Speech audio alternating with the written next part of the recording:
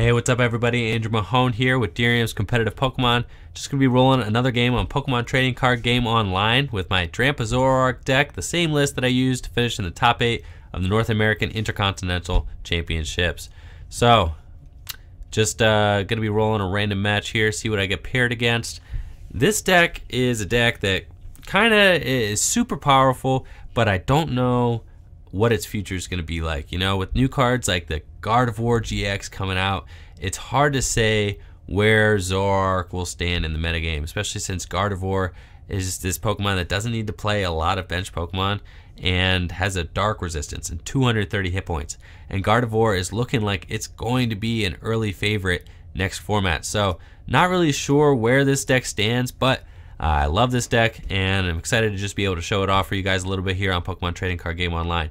You see, we do start a Drampa, kind of an awkward hand down here, but this is fine. Big Wheel is going to allow us to play out of this hand, you know, without too much of a hitch.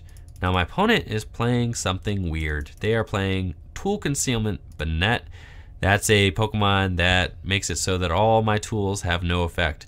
Not really sure what it is that their strategy is going to be, so I'll take my mulligan card.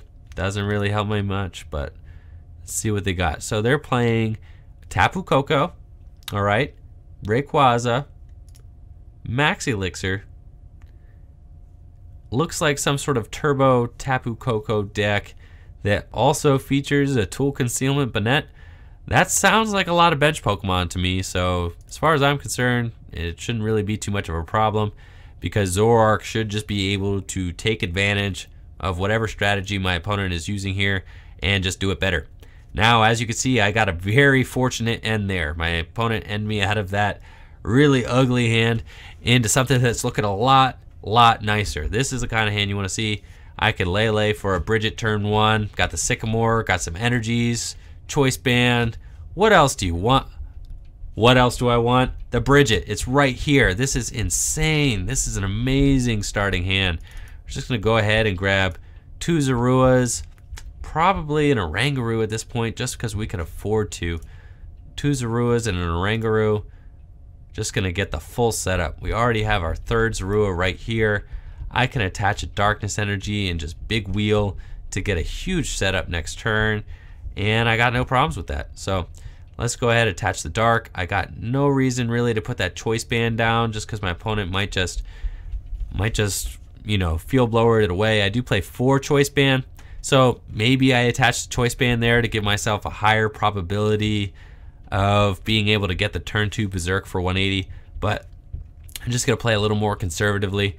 This is already looking like a pretty good matchup for me. Now my opponent does mess with my business here with this Parallel City. Parallel City is such a good card. I'm going to toss the Oranguru. I can always rescue Stretcher for that guy back. It's not a big deal. Let's see what my opponent does. Attaches a Lightning Energy to their Tapu Koko. I don't really know. I don't really see the synergy that my opponent sees in this deck here. But that's okay. Maybe there's something I'm not seeing. At any point in time, they could drop a Tapu Koko and kind of clean up all this energy.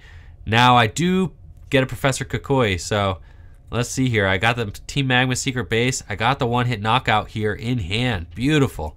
I could just evolve into Zoroark. I'm going to Ultra Ball away 2 Sycamores. Or, yeah, 2 Sycamore. Why not? It doesn't really matter. And I'm going to grab just any basic Pokemon. I will go ahead and grab another Drampa. And I'll just bench that Drampa. So now I have fulfilled Team Magma or Drampa's Berserk, you know, condition. So now that I have the 20 damage there, just gonna go ahead, blop that there. Professor Kukui, give me plus 20 damage. 150 plus 20 gives me that perfect 170. So now we can just go ahead and Berserk this thing into oblivion. Get out of here, Tapu Koko. And now you can guys see just the raw strength and power of this deck. This is exactly what Zoroark Drampa is supposed to do. Supposed to get out there early with a nice Drampa GX, just swinging away for the fences, just 150 after 150, you know, 180 if we have that Choice Band. And meanwhile, we're here in the background building up Zoroarks. If my opponent does come up with some sort of strategy to knock out my Drampas, then I'm probably just going to be able to sweep them up with Zoroark and Zoroark Break here at the end. See, my opponent's ending now. They have this Aether Paradise conservation area in play, which makes it so that basic grass and basic lightning Pokemon take 30 less damage from the opponent's attacks. It's relatively annoying because it makes this Tapu Koko quite the tank here. And now that my opponent has this Tapu Koko in play, you could kind of start to see their strategy taking form. If my opponent could get this Tool Concealment Banette into play, it's going to be very annoying because not only am I not going to be able to knock out, Choice Band isn't going to have any effect. Unless I use Hex Maniac, Choice Band is not going to get me to that 180. So I'm going to have to counter their Stadium, and I'm going to have to get around this Tool Concealment Banette.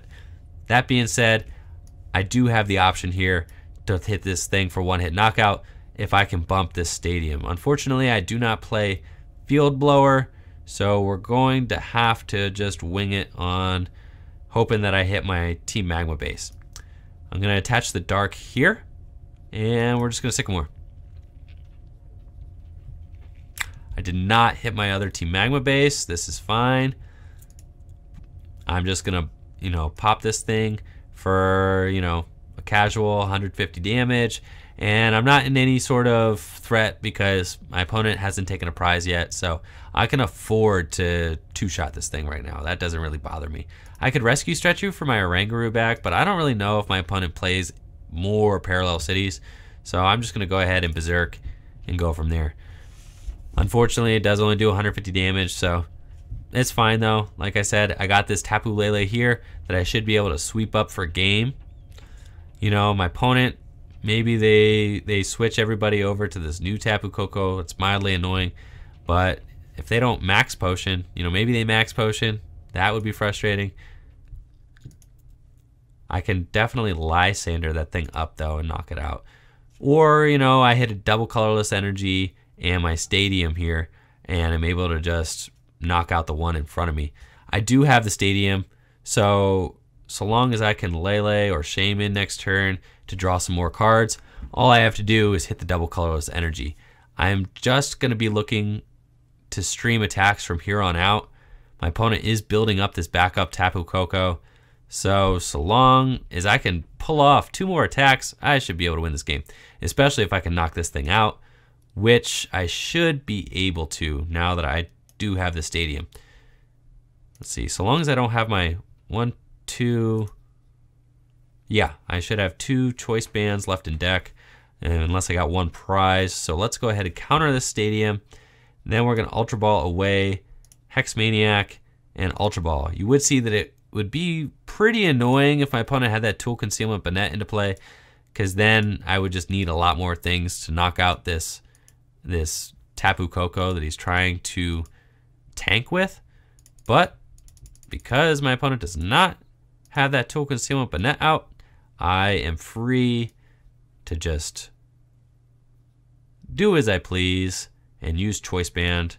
So yes, I'm going to search for a supporter card. I'm going to search for that Teammates. Teammates really showing its utility here. Going to get me the exact 2 cards I need. Now, I don't even care if I play this Shaman here. I could just play the Shaman. At this point, I am so far ahead of the game. I only need 1 more knockout that I can just play Shaman and burn more cards out of my deck just so that I have a higher probability of drawing out of them. I'm going to get the Choice Band and the double colorless energy, just make sure that's exactly what I need. It is. So I'm going to grab those, done. And then I think I'm just going to play the Shaman here to thin my deck more. So I'm going to set up for 6. I don't really care that it's a liability on the bench, because if my opponent knocks out the Shaman, they're leaving this Drampa, and Drampa is just going to be able to knock out whatever comes into the active. So at this point, I'm just going to draw aggressively and see. I'm going to evolve into Zoroark, and I'm going to attach this Floatstone to a Zoroark. So now I can stand in, switch attackers. My board position is just more stable than it would have been otherwise. So I'm okay with this. Just going to Berserk for knockout, and hopefully my opponent can't respond. If they respond with this Tapu Koko here, they would have to, if they put Choice Band on, they hit for 160. That's just enough to knock out my Drampa. So they would need Lightning and Choice Band, but then they're leaving a Tapu Koko with 150 damage on it in the active, and all I need is a double colorless energy or anything to just poke this thing for knockout. I could get a DC on my Tapu Lele. I could even Sky Return it. Now, if my opponent is able to counter my Stadium, and if they are able to get that Aether Paradise Conservation Area back into play, that's going to be a little frustrating. Also, if they switch to a new Tapu Koko, that is a little frustrating, especially if they get the Choice Band and knock this thing out in one hit. I do have the Lysander in my hand for game on the bench Tapu Koko, but my opponent could definitely make this hard for me. If my opponent hits an N here and they hit the Choice Band, then I'm having a little bit of a hard time.